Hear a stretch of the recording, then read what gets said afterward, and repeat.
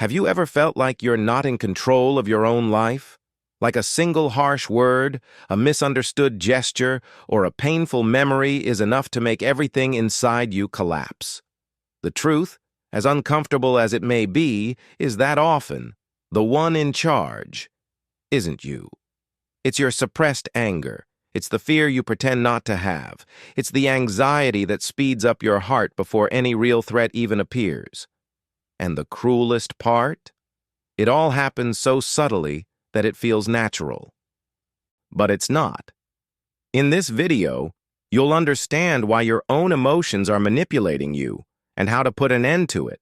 We'll walk through your mind, uncovering the invisible triggers that make you react without thinking, regret without knowing why, and live in a silent cycle of guilt, impulses, and emotional exhaustion. But this cycle can end, and it begins when you learn what no one taught you: the power of the pause, the value of silence, and the freedom to choose your response. We'll talk about how to cultivate a stoic, strong, and serene mind amidst chaos, a mind that doesn't just resist, but transforms. Prepare to hear truths that maybe no one had the courage to tell you. And if something inside you feels uneasy during this journey, don't run away. That's your inner self awakening. Write in the comments with honesty, "I want to master my emotions." That will be your first step, and trust me, after this video, you'll never see your emotions the same way again. Subscribe to the channel, turn on notifications, and follow our upcoming content. Here, every word is crafted to strengthen your mind, elevate your consciousness, and free you from inner chaos. It's strange to realize how our mind, with all its complexity, can be hijacked by something as subtle as a misinterpreted feeling. Most people live as if they're in a speeding car, but in the passenger seat, they feel, react, and then try to understand. A sideways glance, an unanswered message, an unexpected silence, and there goes their emotional control. The curious thing is that the world isn't always attacking us, but when we're vulnerable, any breeze feels like a storm. Emotion takes the wheel, and consciousness gets thrown into the trunk, gagged. Sometimes we get irritated over something so small it seems ridiculous when said out loud. But in our mind, it grows like an echo in a cave. It spreads, resonates, distorts. And why? Because we were taught to react, not to reflect. Reacting is easy. It requires impulse. Reflecting requires courage, requires stopping and looking within, which is scarier than confronting someone else. No one taught us that self-awareness is a path back home, or that mastering emotions is nobler than defeating them. When we only react, we become prisoners of our own storm. Most daily misunderstandings don't come from what was said, but from what was felt. Someone didn't greet you? You assume it's rejection. Forgot your name? They're belittling me? Took too long to reply? They don't care about me. This emotional distortion stems from our unresolved insecurities, our silent traumas, the wounds we carry like lenses over our eyes. And that's where the danger lies, when emotions become the narrators of our lives. Until this is recognized, they'll remain in control. But there's a secret, and it starts to unfold when you discover the power of a simple pause. There's a tiny fraction of time between what happens and what you do with what happens. It's in this invisible space that inner freedom lives. Most people don't see this gap. They feel, they react, and then they regret. It's a conditioned reflex, like a muscle that contracts without thought. But those who master the space between stimulus and response master themselves. It's as if the world pauses for a second, and you say, "Wait, I can choose." And that choice is true power, not reacting, but responding with awareness. That pause changes everything. Have you ever seen someone explode over something trivial and minutes later try to justify it with phrases like, "It was stronger than me"? That phrase reveals how much they lost control. The impulse won, the anger won, The unresolved past won. But the truth is, no one is born with self-control. It's learned. It's built. The practice of Stoicism reminds us that we don't have to respond with fire when the world throws sparks at us. We can breathe. We can observe. We can apply the power of the pause. It's in that gap that emotional intelligence is born. When the mind refuses to be a slave to the moment, pausing isn't escaping. It's positioning yourself with elegance. It's realizing that not every invitation to chaos needs to be accepted. And this learning requires practice, like learning to play an instrument. At first it sounds clumsy. Over time it becomes music. This inner music is the harmony between what you feel and what you choose to do with it. A glance that once irritated you now sparks compassion. A criticism that once hurt you now invites reflection. At this point, silence stops being absence and becomes wisdom. And it all starts when you understand that the pause is, often, the greatest action. For a long time, we were taught to fight our emotions, to cry in secret, to swallow what we feel, to smile even when everything inside screams. And so, emotions became the enemy. A tragic mistake. Emotions aren't villains. They're signals. They're like letters the soul writes and the body delivers. Ignoring them is like tearing up important messages before reading them. If you feel anger, maybe a boundary is being crossed. If you feel anxiety, maybe you're trying to control what hasn't happened yet. Emotions don't lie, but they don't explain everything on their own. It's up to you to translate them with maturity. Many people try to silence emotions with distractions: overeating, social media, alcohol, overworking. Anything to avoid facing what's pulsing inside. But that's like sweeping dirt under the rug. Sooner or later, the pile becomes a stumbling block. Unacknowledged emotions become toxic emotions. And the cruelest part? They don't disappear. They just disguise themselves as physical pain, stress crises, sudden outbursts. The path isn't to silence what you feel, but to learn to listen without drowning. Emotional control begins when you understand that an emotion isn't a sentence. It's just an inner whisper asking for attention. There's a powerful and simple practice. Name what you feel. Say to yourself with honesty, "I'm frustrated. I'm scared.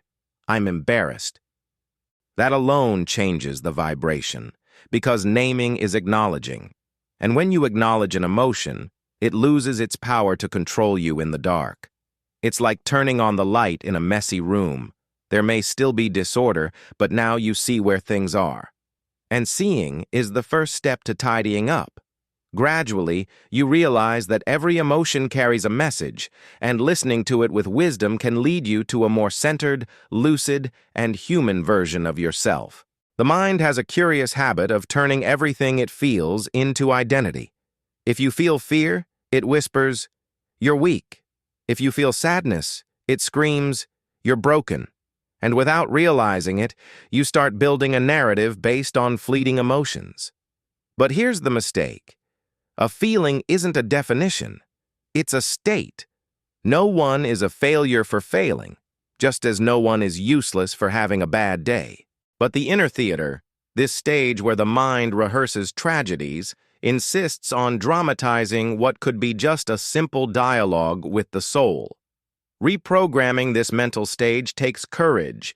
It means dismantling characters you created to protect yourself. The victim, the aggressor, the rejected, the wronged. They all perform perfectly, but they're tired. They no longer represent who you want to be. When you start saying, "I'm angry," instead of "I'm an explosive person," there's a subtle and powerful shift. You go from character to director, from puppet to observer. And in that moment, true mental reprogramming begins, the one that separates what you feel from what you are. This is a daily process, and sometimes a painful one, because it requires vigilance. It requires stopping in the middle of chaos and asking yourself, "What I'm feeling now, does it really define me?" Or is it just a passing cloud? Stoicism invites us to this clarity. It reminds us that emotional control doesn't come from denial, but from deep understanding. Every time you choose to observe instead of identify, you strengthen your Stoic mind. And a strong mind doesn't get carried away by the tide, it navigates even when the sea is rough. And maybe, just maybe, the next step is realizing how this new inner script also changes the way you see the world around you. There's an uncomfortable truth. Those who don't govern their emotions end up being governed by them, or worse, by others. Have you ever noticed how easy it is to manipulate someone emotionally fragile? Just hit the right spot, an excessive compliment, and they become dependent. A subtle criticism, and they crumble. That's how toxic environments, controlling people, and even algorithms take advantage of vulnerable minds. They know that if they control what you feel, they also control what you do. That's why cultivating a Stoic mind is more than wisdom. It's self-protection. It's creating an invisible shield against others' emotions. A Stoic mind isn't cold. It's selective. Before reacting, it questions. Before absorbing, it filters. It understands that not everything that comes to you needs to be carried. And that's not insensitivity. It's emotional intelligence in its most refined form. It's like a warrior who knows when to raise the sword and when to simply watch the enemy tire itself out. This stance doesn't distance you from the world. On the contrary, it places you in a position of balance, where clarity governs and inner serenity becomes your compass. It doesn't matter what others say about you. What matters is what you choose to internalize. This discernment is built gradually in small actions. It's when you hear a criticism and, instead of getting hurt, ask yourself, is this coming from someone clear-headed or just someone projecting their pain onto me? It's when you feel the urge to prove something to the world but decide your peace is worth more than any validation. A strong mind doesn't need to defeat others. It defeats itself. And in that silent victory lies a kind of power that isn't flaunted but felt. Because when no one can knock you off balance anymore, it's a sign that you're finally in command of your own world. Controlling emotions isn't a talent, it's training. And like any training, it requires daily practice, silent discipline, and a certain level of self-love. You can't expect emotional balance to appear out of nowhere like a miracle. It's built through small choices. One of the most transformative practices is written self-awareness. Set aside 5 minutes of your day to write down what you felt, why you felt it, and what it triggered in you. It sounds simple, but by writing, you slow down your mind. You start to observe what used to run on autopilot, and it's in this space of clarity that emotional mastery begins to take shape. Another powerful habit is to ask yourself, in the face of any provocation, does this really deserve my energy? That question, asked honestly, diffuses half of all conflicts. Many reactions stem from wounded pride, the need for validation, or old defense mechanisms. But when you learn not to react on impulse, you start creating conscious responses. It's not about avoiding emotions, it's about choosing which emotions you'll build your day with. And that choice, repeated over time, strengthens the muscle of a strong, lucid, and serene mind. Finally, bring Stoic habits into your routine. Read brief texts from Marcus Aurelius at dawn. Take small, intentional pauses of silence during the day, even if just for 2 minutes. Practice gratitude for difficulties, as if seeing in a problem a chance to refine your soul. These small acts, when done with intention, are like drops that carve stone. Slowly but irreversibly, they shape your being. And so you discover that you no longer need to fight chaos, because chaos no longer commands your journey, and what comes after that is something only those who practice will truly understand. Now that you've walked through your own mind, the question is simple and brutal. Will you keep letting your emotions control you, or will you choose to take back the helm? Because mastering emotions isn't about becoming immune to the world. It's about responding with wisdom, even when everything around you screams for chaos. It's about building an inner peace so solid that even the fiercest storms can't shake it. And yes, it's possible, but only for those who decide to practice, not just watch. Start with the basics. Breathe before reacting. Name what you feel. Write. Be silent. Observe yourself. Stoic wisdom isn't a distant theory, it's daily practice. And today, you know where to begin.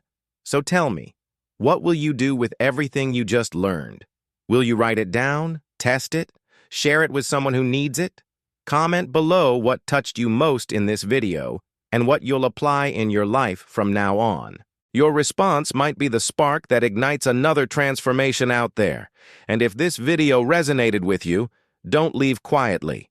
Subscribe to the channel, turn on notifications, and follow our upcoming content. Here, every word is crafted to strengthen your mind, elevate your consciousness, and free you from inner chaos.